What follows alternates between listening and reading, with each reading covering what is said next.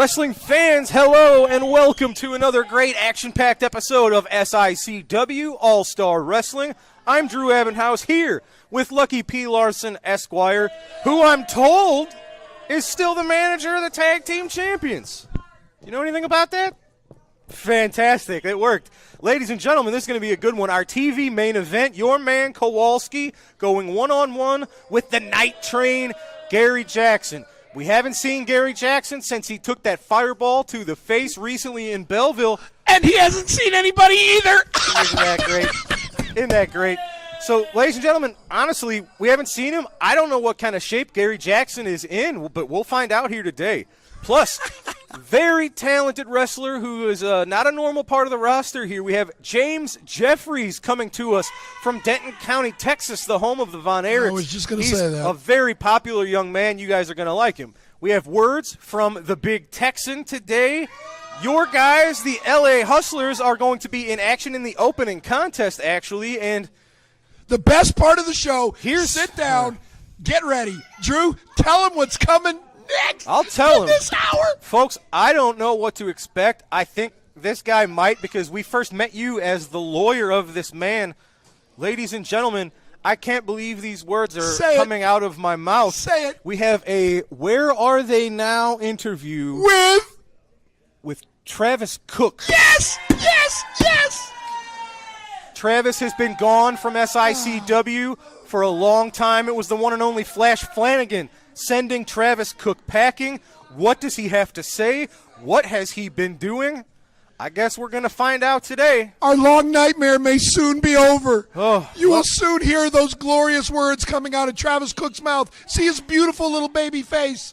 Oh, I can't wait. Well, Lucky, go to the ring. It's time for our first match. Okay. Your guys are up next. Let's head to the ring, fans. Your opening contest, set for one fall with a 10-minute time limit, is a non-title tag team match. Introducing first from the City of Angels, accompanied to the ring by Lucky P. Larson. Weighing in at 504 pounds, they are your reigning two-time SICW Tag Team Champions. Rough Shot Lamont Potts, the notorious Bradley Diggs, the LA Hustlers. Their opponents make their way to us from Turner, Kansas, at a combined weight of 457 pounds, Johnny Joe and Bobby Joe Black.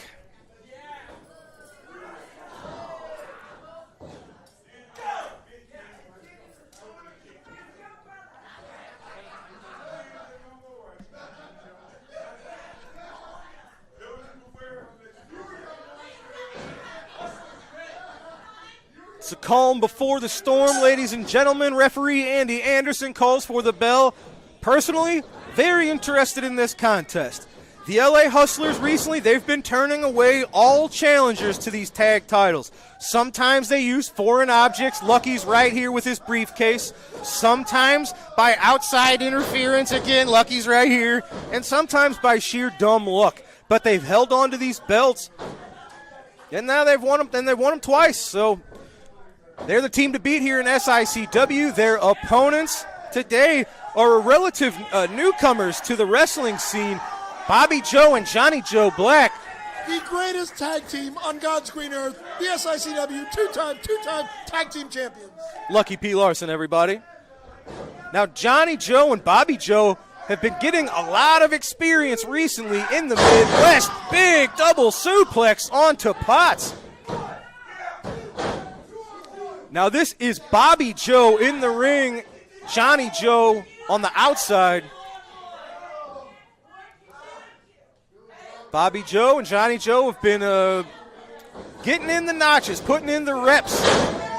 They're working in multiple companies across the Midwest, getting more experienced each and every time. And, of course, these two are brothers, so you have to assume there is a natural connection and cohesiveness between the Blacks. I know they're, like I said, they're newcomers to the wrestling business, but I hope they stick around. I'm very interested in following the career of the Blacks. Double team maneuver coming up. Potts into the rope. Drop toe hold from Bobby. Splash from Johnny. Nicely done. just for a 2. This is a non-title match, ladies and gentlemen, but can you imagine what would happen if Johnny Joe and Bobby Joe could pick up a win here over the LA Hustlers? You would have to imagine that would shoot them up the tag team rankings here in SICW. A very confident Lucky Larson, ladies and gentlemen. He's rocking the gold chain, the tag belts, and his briefcase, so he's got 4 different weapons ready to smack somebody with. We got to keep an eye out on that one. Oh, nice. Just a vicious strike to the face of Johnny Joe. Johnny Joe's fighting back, but he's in the wrong part of the neighborhood. Look at that. Held wide open for a knee to the midsection. He's fighting back. He's giving it all he's got. But the LA Hustlers, just a little too much.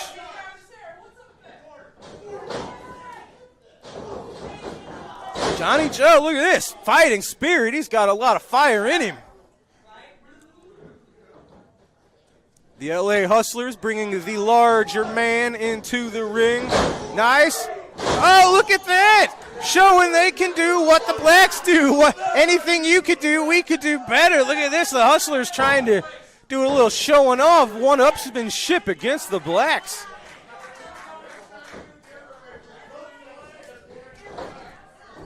Bradley Diggs, obviously the larger man here.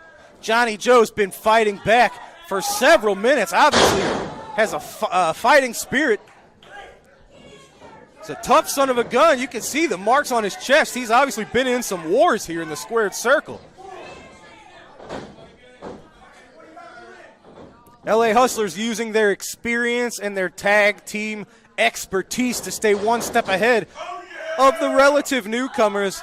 He said, oh yeah, the notorious one runs into an empty pool. Johnny Joe makes the tag. This is Bobby Joe Black. Ladies and gentlemen, back elbow to Diggs. Lamont Potts eats a punch. Make it 2. Look at this. Bobby Joe taking it to the tag team champions. Oh, nope. We had a double noggin knocker, but they saw that coming. They block it. Lamont Potts sends Bobby Joe outside the ring. Johnny's all by himself in the wrong part of town. Oh, that's the hustle and flow, ladies and gentlemen. That has to do it. That's it, ladies and gentlemen. The LA Hustlers showing exactly why they are your tag team champions, staying one step ahead of the Blacks in this matchup. Nice showing from Johnny Joe and Bobby Joe, but folks, it is your reigning tag team champions picking up a win today on All-Star Wrestling. Ladies and gentlemen, it is time for me to grab a few words from the one and only volatile Curtis Wilde. Let me do that now. Ladies and gentlemen, I am here with the couple from the wild side. It is Wildfire with the volatile one, Curtis Wilde. Curtis, it's been a busy couple of months for you here in SICW. You've got a lot on your mind. What's going on, sir? A lot on my mind is an understatement because I have a lot of targets. I got a lot of food on my plate, and I'm about to devour everybody in my path. But I want to get real. I want to get real with the people here. I want to get real with you. I want to get real with the people at home. A good friend of mine, Jason Breed, has got some problems right now. His neck, he's got some contusions. He's got some things going on. And he's not able to provide for his family. So if we can get some cards and letters for Jason Breed, I would really appreciate that. He would really appreciate that. Of course, what Curtis is referring to, the last time we took a trip to Belleville, Illinois. I'm going to get there. I'm going to get there because the fact is that while I'm standing off with the LA Hustlers and Lucky P. Larson, ringside, toxic masculinity comes in like a snake in the night. Out of nowhere. Out of nowhere. I didn't even see it happen. Spike pile driver. Put down Jason Breed, and I'm telling you what, there's some things that should be outlawed in this business. This is a business, and that thing is personal. It's hurting people. It's putting them on the shelf. It's real, and I'm tired of it. Well, that wasn't just a normal pile driver. We've seen Allwards pile driver taking people out left and right. Jason Breed was the victim of that several months ago. This was a spike pile driver. We have seen it, Tully Blanchard, Arn Anderson. We have seen it in careers, and that's what they tried to do. In the past here in SICW, we've had to put up a red X over spike pile drivers because of how violent and potentially deadly, to be honest, they are. If you can't even put it on TV, it shouldn't be on a wrestling show. That's the fact of the matter, all right? But the thing is that these guys, I was the most villainous, dastardly person that has ever been in SICW. But the line that I drew was that it was always business. It was never personal. And the fact is that they've made it personal. They went after Jason Breed on a personal level. They tried to take a father out of his house. They tried to take a husband away from his wife, and I've been there. I know what it feels like. It's a toxic masculinity. All the other people in the Dogtown Underground, whether it be Kowalski, whether it be the Hustlers, the LA Losers, whether it be Lucky P. Larson, each and every one of you are going to find out what it's like to get personal with Curtis Wilde when you step on through to the wild side. Fired up, Lion of the Lou, ladies and gentlemen. Locker room put on notice. Thank you, Curtis. Ladies and gentlemen, it's time for our next match. Let's go to the ring. This matchup set for one fall with a 10-minute time limit from a place better than here. So anywhere. Weighing 220 pounds, handsome Scott Hansen. His opponent is from St. Louis, Missouri, weighing 240 pounds. This is Burt Cameron.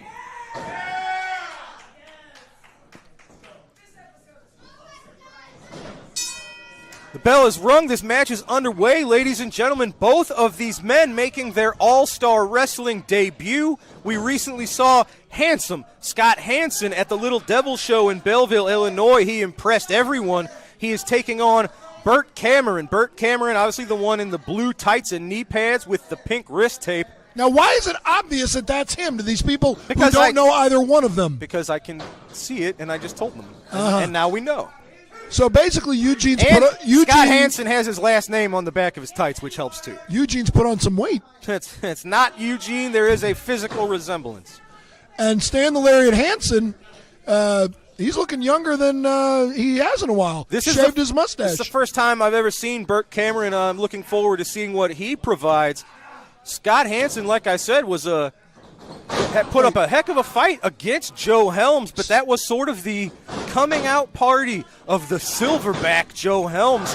And obviously Scott Hansen was overwhelmed in that contest, but he held his own for a good 10 minutes or so. Isn't he a WWE Hall of Famer too? That is not him. So you got look at that. Hansen landing on his feet. He ran right into a clothesline from Cameron. That's ironic. The Lariat hit Stan Hansen. That was more of a clothesline. Oh. Look at that, raining down blows to the handsome one.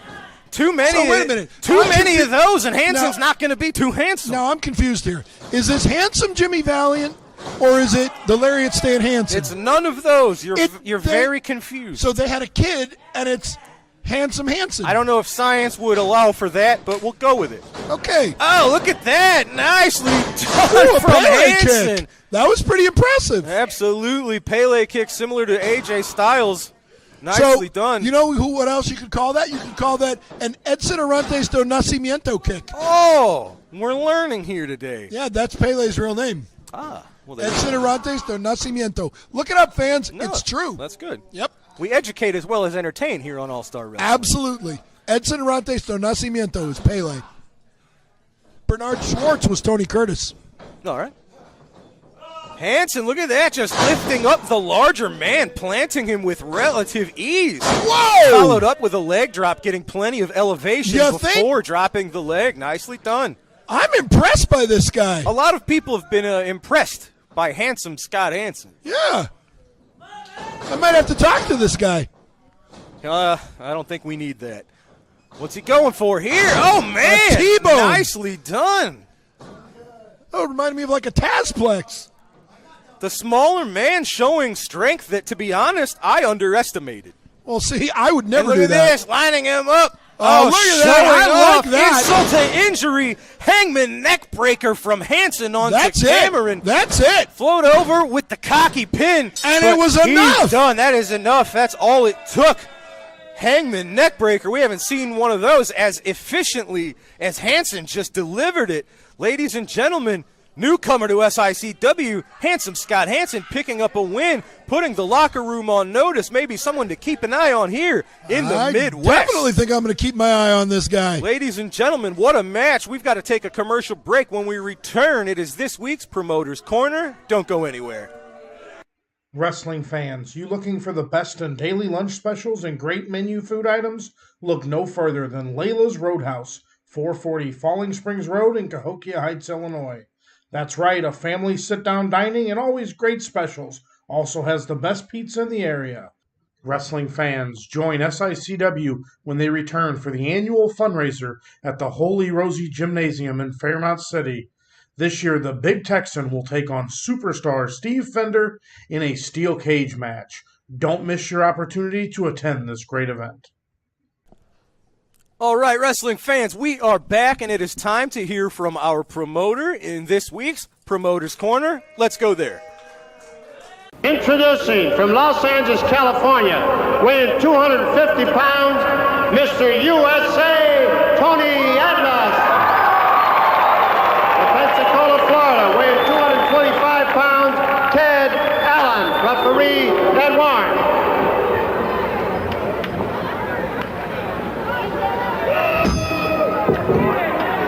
Mr. USA, Tony Atlas. Is there any bigger star? There are some as big, but I don't think you find too many bigger, and it's certainly a great honor to have Tony Atlas here on St. Louis Wrestling. Atlas, of course, did win the Mr. USA bodybuilding contest. It doesn't take you long looking at him to know why. That man has muscles on top of muscles on top of muscles. What a powerhouse. Ted Allen goes behind him. He looks like you with your coat off, Mick. Was in St. Louis not long ago, and the big 3-0, St. Louis Wrestling Enterprise brings you Mr. USA, and boy, we've got him here in St. Louis. To say the least. Mickey saw those muscles on Tony Atlas. He says, man, I'm going to take him down to Pietro's with me. He can carry the trays or help me out. He can do anything he wants. He can own the restaurant. He probably could. Boy, he can give us another dining room. What a great career Tony Atlas has had. Full Nelson by Ted Allen on Tony Atlas. I don't know if this is a very good idea on Mr. Allen's part. Look at those muscles bulge. Tony Atlas breaking free. Whoa, yes. Nothing the referee can do to help Ted Allen there.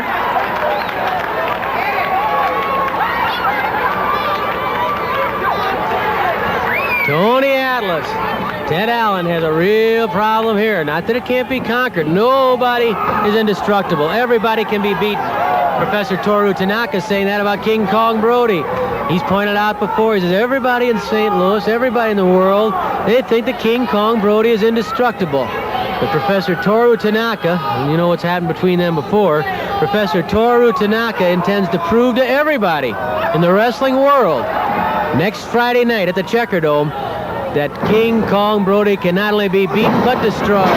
He intends to use those chops and those kicks on King Kong Brody. But you know King Kong Brody. Somebody says, hey, let's fight. Brody doesn't back up. Not from anybody. One of the things that has often goaded and has often bothered King Kong Brody over the years, and particularly in recent months, is the fact that he felt people were trying to bury him in tag matches and not give him the opportunities that he deserved. But certainly against Toru Tanaka, an international star, he has that opportunity to prove that he can take on anyone. He has a caliber opponent that he wants. He'll have plenty of people here that'll give him a tough battle. So King Kong Brody certainly has his work cut out, most particularly next Friday night at the Checker Dome against Professor Toru Tanaka. The referee dives in, gets a count of 1 on Ted Allen. The arm stretched by Tony Atlas. That Atlas, what an impressive looking athlete. Certainly a case where a picture's worth 1,001 words. Whoa! Ted Allen bench press right off and nearly out of the ring. He comes in angry. Oh, and he gouges the eyes of Tony Atlas. Ted Allen going after the eyes of Tony Atlas.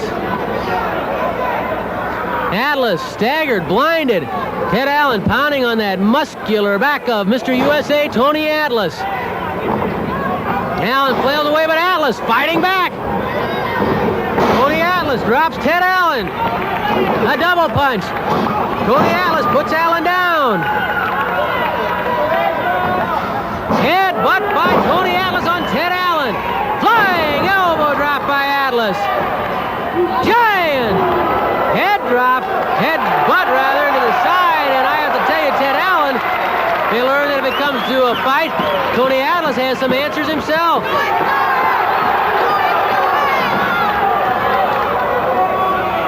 Atlas slams Allen's head into the turnbuckle. Tony Atlas going up on the second rope, looking up below, flying headbutt by Tony Atlas on Ted Allen.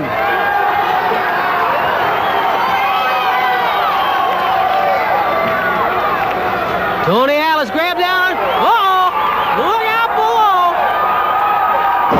Giant body slam by Tony Atlas to the air. Giant splash by Atlas. Atlas covers Allen, and Mr. USA has a victory. Tony Atlas, the giant slam and the giant splash. What an impressive victory by Tony Atlas. Let's make it official and hear from Mickey Garagiola. In 4 minutes and 29 seconds with a giant splash, the winner, Mr. USA, Tony Atlas. Wrestling fans, we are back from this week's Promoter's Corner, and I am here with our reigning SICW Classic Wrestling Champion, at least for now. Tex, 6 days away this weekend. You are putting your title on the line against a very devious man, a former Classic Wrestling champion in Superstar Steve Fender. Not only is it a title match, it's inside a steel cage this Saturday in Fairmont City. What are your thoughts? You've been a busy man this last month. Very busy. But, you know, when you're the champion, you always try to defend it, and that's what I try to do. But I tell you, Steve Fender, you were trained by Harley Race. Harley Race would probably be turning over in his grave right now with how you turned out. So this Saturday, Fairmont City, I'm going to make you respect wrestling again. Now, here's what he's thinking and what I've heard from certain fans, and I've heard it from Lucky P. Larson. They think the difference will be your cardio. Steve Fender can go 20, 30 minutes without breaking a sweat. They're saying if he can last 5, 10 minutes and avoid the lariat of yours, maybe he's going to drag you into deep water and you might actually be at a disadvantage. Well, I'll tell you this. The last steel cage match I had, I went an hour. So cardio don't make a difference in a steel cage. Ladies and gentlemen, you heard it. You're reigning this Saturday defending Classic Wrestling champion, steel cage match versus former champ Steve Fender, Fairmont City this Saturday. Good luck, Tex. Thank you, sir. Okay. I don't know what to do here. We got to take a commercial break. When we're back, it's Travis Cook. Buckle your seatbelts, ladies and gentlemen, and don't go anywhere.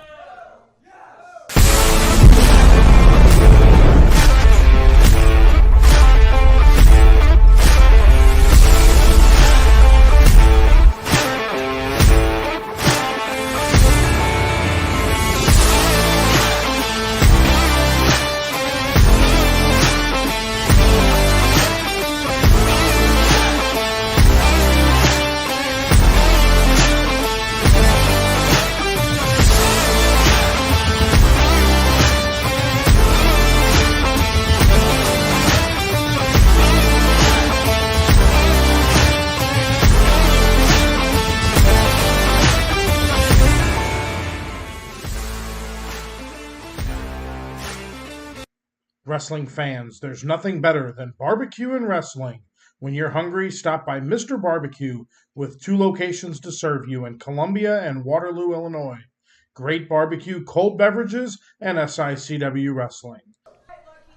All right, folks, we're back. It's time. Believe it or not, some fans, some wrestlers, some other managers have had questions over the last year or so as to the whereabouts of Travis Cook. Longtime fans remember Flash Flanagan sent him packing from SICW. We haven't heard from him. We haven't seen him since. Now that's all going to change, ladies and gentlemen. Against our better judgment, and God bless her, we sent Destiny Lynch, our very own, to catch up with Travis Cook. And Destiny and our cameras did catch up with Travis. Let's take a listen. SICW, as promised, I'm here with a Where Are They Now with Travis Cook. Travis, you seem to be settling in well here in Hot Springs. Yes, you could say that. I'm doing, I guess you could say, well for myself. This is my place in Hot Springs, Arkansas. Getting away from the fervor of the cities. I kind of enjoy doing that, and I've done that for the last year and a half. Things are going well for me, I must say that. I've gotten a lot of questions about what has happened to me since I left SICW, since the Loser Leave Town match, which I got screwed over in, I'll just say that, in May of 2022. But I'm not going to cry over any spilt milk. That's all in the past. I have come down here. I am living my life. And to really explain what I've been doing, you do kind of have to go back to what happened to me immediately after that Loser Leave Town match in May of 2022. A lot of people don't understand kind of the ins and outs and behind-the-scenes stuff that goes on in the business. When I had to leave SICW, I still had 3 wrestlers under contract to me at that time. Superstar Steve Fender, Chris Hargis, and Attila Khan. So I had to find a way to divest myself of those contracts. I couldn't manage them there anymore. Now, for Superstar Steve and Chris Hargis, I thought the right thing to do was to just sign their contracts back over to them. Both of those guys did an awful lot to help me be successful over the years. I thought the right thing to do was to just sign their contracts back over to them, let them control their careers. It was the least I could do for them. Now, Attila Khan was a different story, because Attila Khan, coming from Mongolia, not being used to the civilized way that we do things here, not being the kind of guy who's going to be able to handle travel arrangements and negotiate contracts and things like that, I couldn't just turn his contract over to him. I couldn't just let him go on his own. He's the kind of guy that has to have some sort of representation. So I had to find a landing spot for Attila Khan. And you know how the gossip mill is in professional wrestling. It's worse than a junior high school. Within 24 hours of that Loser Leave Town match, word had spread all across the country. And I immediately started getting emails and text messages and even formal proposals from managers all across the country, people who you would know, wanting to purchase the contract of Attila Khan. So I started looking through all of that. I had to divest myself of his contract some kind of way. And there is one offer that came in from a guy named Stephen E., who I believe you're a little familiar with now. Now, I was aware of Stephen E. and his reputation in the Southwest and Texas and Arkansas, Kansas, Missouri. I knew of him. I don't think I'd ever actually met him before, maybe in passing once or twice, but I didn't really know much about him. But he made a pretty good proposal to me. I got to know him a little bit, found out about his background with Devastation Incorporated, going all the way back to General Skandor Akbar, who founded it back in the 1970s, and I was impressed to find out that he was the man handpicked to lead it into the 21st century. And I was more and more impressed by him the more I got to talk to him. So as we kind of went back and forth on this, Stephen eventually sent me a proposal to buy the contract of Attila Khan. And I got that proposal, and I saw the number on the dotted line, and I thought it was a typo. He offered me so much money for Attila Khan that I thought he put an extra 0 in there or something.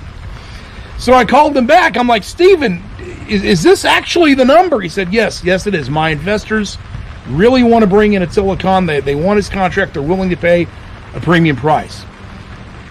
Now, you know how the wrestling business is. People will always tell you a story, tell you they've got all kinds of backing behind them, tell you that they've got all kinds of capabilities and everything else.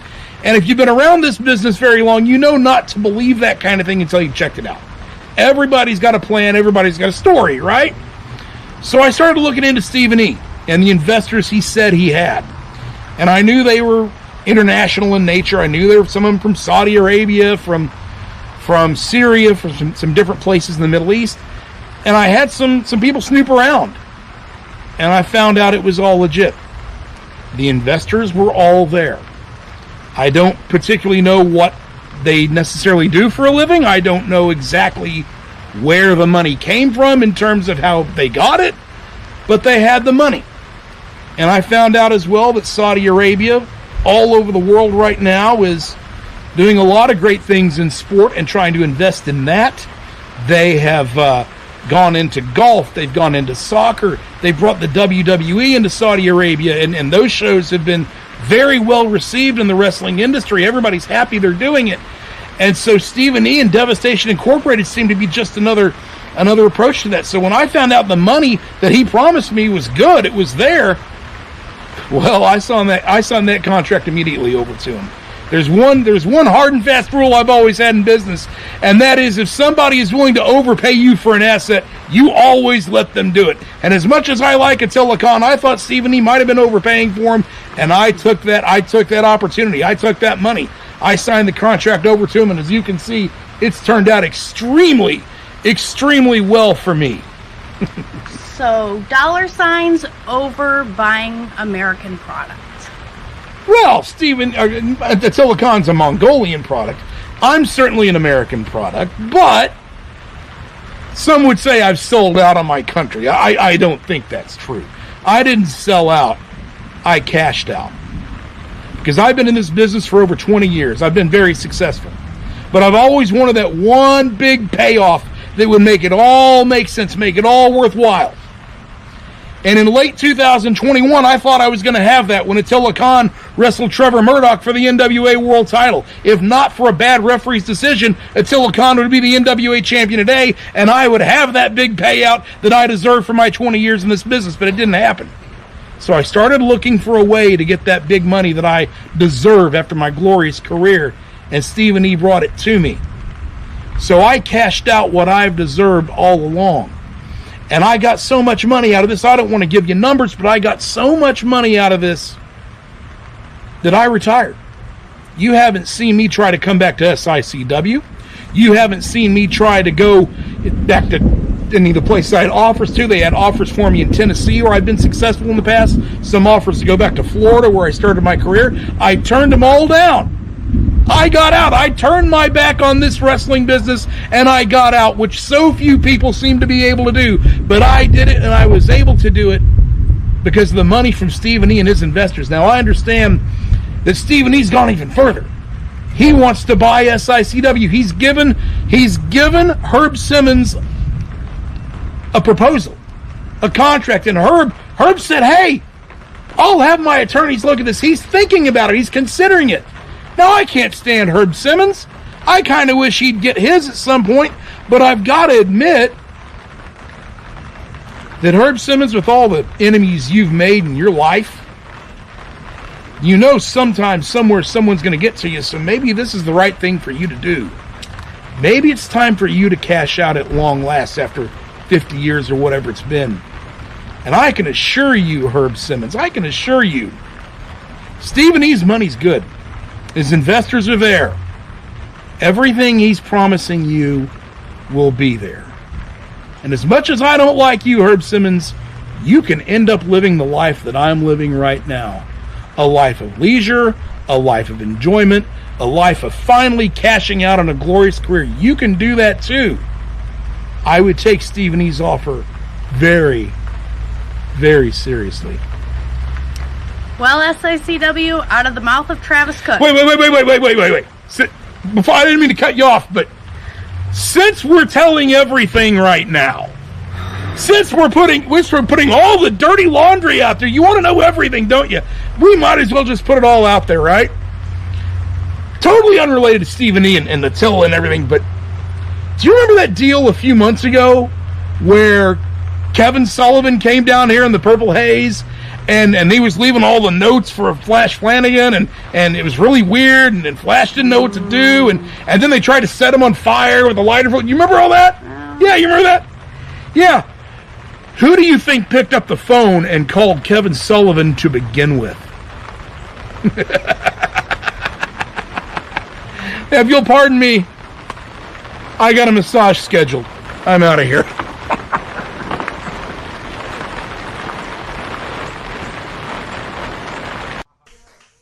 Ladies and gentlemen, we'll talk about Travis in a second. We've got to get to this. Heck of a contest, ladies and gentlemen, set for one fall, 10-minute time limit.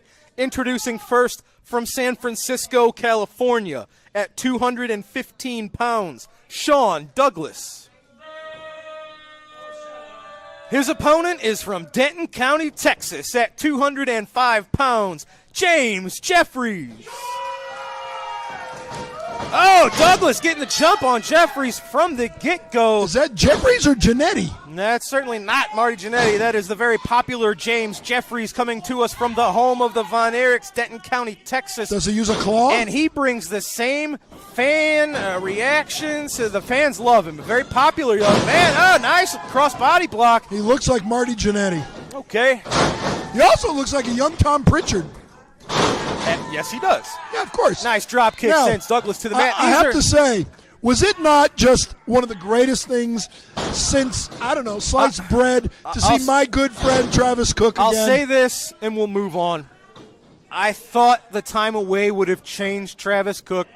I thought maybe he'd have a personality adjustment a little bit.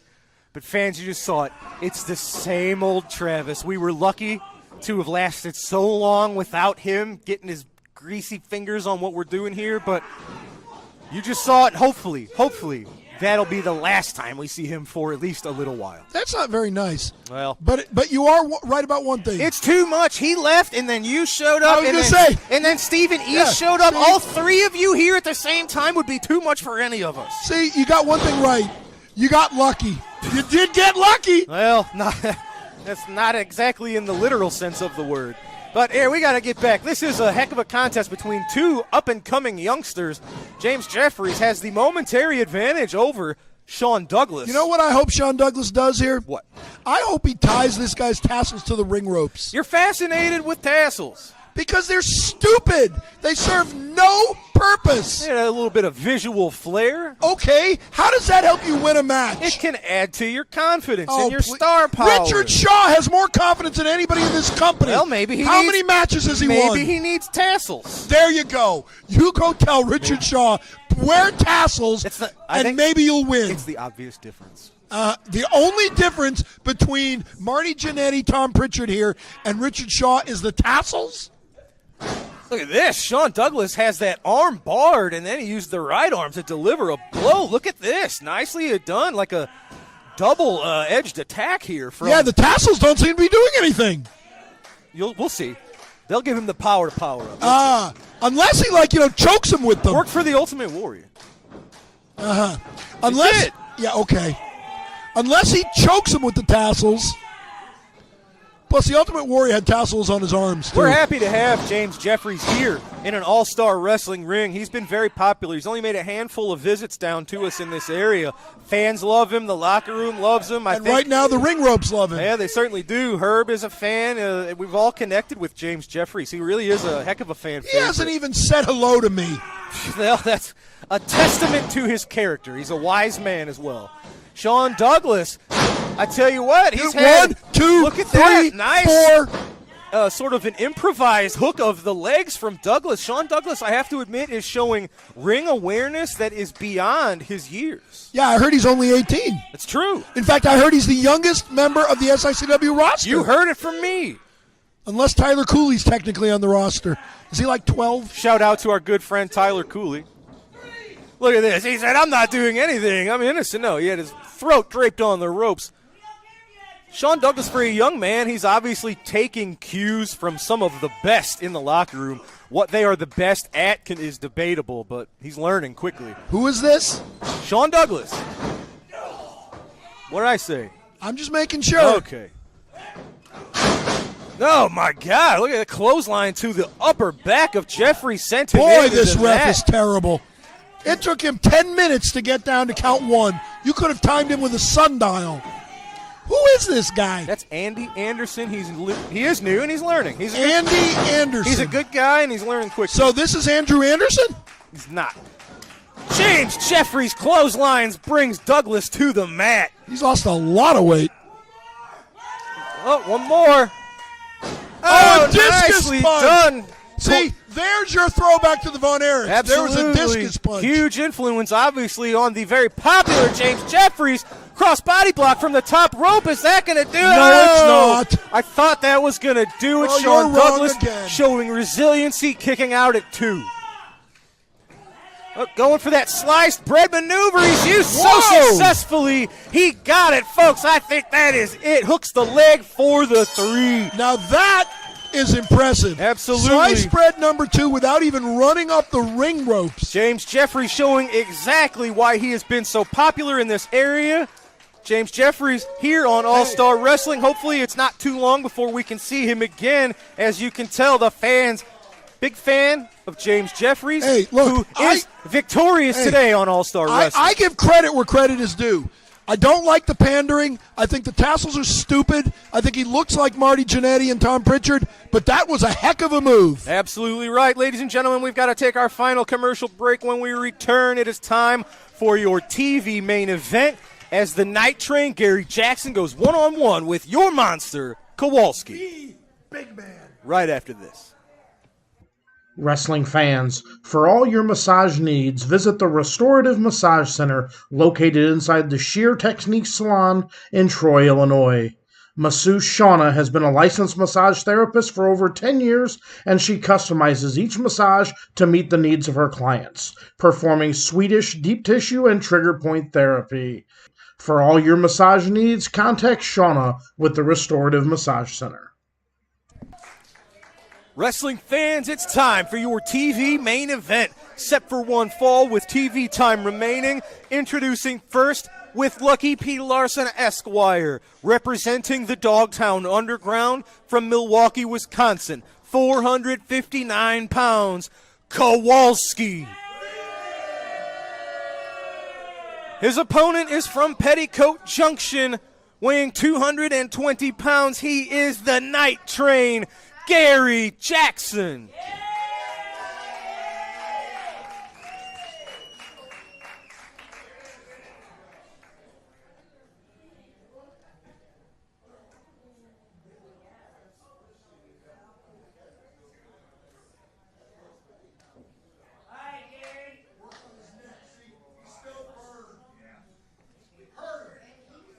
Referee Nick Ridenauer checking out the Night Train, clearing the ring of excess garbage. As you see, Gary Jackson still has a thick bandage on the side of his neck and face. We hadn't seen Gary since he took that fireball from Stephen E. and Attila Khan. I told you before how stupid it is to wear a target on your body. Now you're going to see why. He says he's stupid for wearing a target like that. He might not be able to wrestle without that. The bullseye on his body, which he's talking about the bandage on Gary's neck, might be the only reason Gary's able to compete here. We know that's still your favorite show. Don't brag about it. Oh, and look at a collar and elbow tie-up is going to be right alongside that sore spot of the neck. Now, folks, that was a scary sight we saw in Belleville, Illinois. Gary Jackson hit with a fireball in the culmination of the boot camp match against Attila Khan, and that was enough for Attila to get the 3. I'm conflicted. Obviously, fire's crossing the line. Shouldn't use it. Bad deal. However, it was a boot camp match. It's advertised as anything goes. When you know you're going into a situation like that against people like Attila Khan, like Stephen E., you almost have to expect that they're going to do anything that they can. The fireball, as disgusting as it may have been, was not illegal. It wasn't illegal. Oh, look at that, Kowalski chopping. What you have to assume is some degree of burn that's still on the flesh of the Night Train. I can speak for myself. I went into the ring shortly after Gary was hit by the fireball. A lot of people did. Everyone wanted to make sure he was okay. You could smell the burnt hair, the burnt skin. It was nauseating. And after everyone got Gary Jackson back to the locker room. And look at this. It's still, Lucky said it. He's got a bullseye on that bandage. But I saw this with my own eyes. I shouldn't maybe peel back the curtain on what you see in the locker room, but after he was attended to by physicians and patched up, Gary was sitting in a section of the locker room completely alone. No one was around him, and he was sitting there just almost dumbfounded. He was staring at nothing really. It was almost like he was in shock. He couldn't believe, I guess, the result of the match, or maybe it was the fire itself that caused the shock, but it was a strange thing for myself just seeing Gary Jackson, who's been doing this since 1984, just sitting by himself in disbelief. I'd never seen Gary Jackson in this state. So that's why I said I didn't know what state he would be in when we would see him here. I have to believe this Gary Jackson has been changed. But how has he been changed? Well, we'll all find out together. Sends the big man into the ropes. Kowalski winds up, nails the Night Train with a clothesline right across the chest. You have to admire the courage of Gary Jackson. You have to imagine a doctor would have given him a note excusing him from physical competition for a while. I can't believe Gary Jackson is totally healed from his fire wound. But he's here. He's wrestling for himself, for these fans. Gary Jackson's the best of us. Look at this. Oh, my God. He's got like a claw. He's just digging in. Oh, my God. He ripped off the bandage. Oh, no.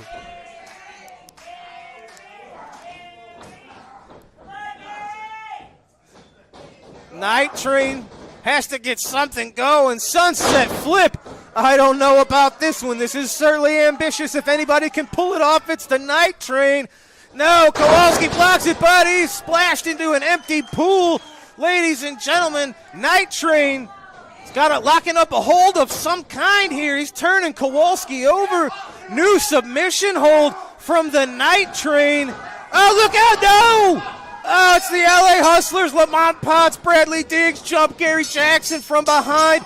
Gary Jackson was on the cusp of victory. Gary Jackson was about to pick up a win with submission over Kowalski. Oh, and here's Big Joe Helms. Here's the man taking on Kowalski in just a few short days. And there's Lucky P. Larson and the LA Hustlers and Kowalski. They're scattering like a bunch of rats. They couldn't get out of there fast enough. Ladies and gentlemen, Big Joe Helms at the right place at the right time for Gary Jackson. Ladies and gentlemen, like I said, they sent the Dogtown Underground packing. I'm going to head up to ringside to get a few words from the two men you see now. Ladies and gentlemen, you just saw it, the tandem of the Silverback Joe Helms and the Night Train Gary Jackson, sending Lucky P and his goons scattering. Gary, first of all, kudos to yourself. We haven't seen you since suffering that horrible fireball recently in Belleville.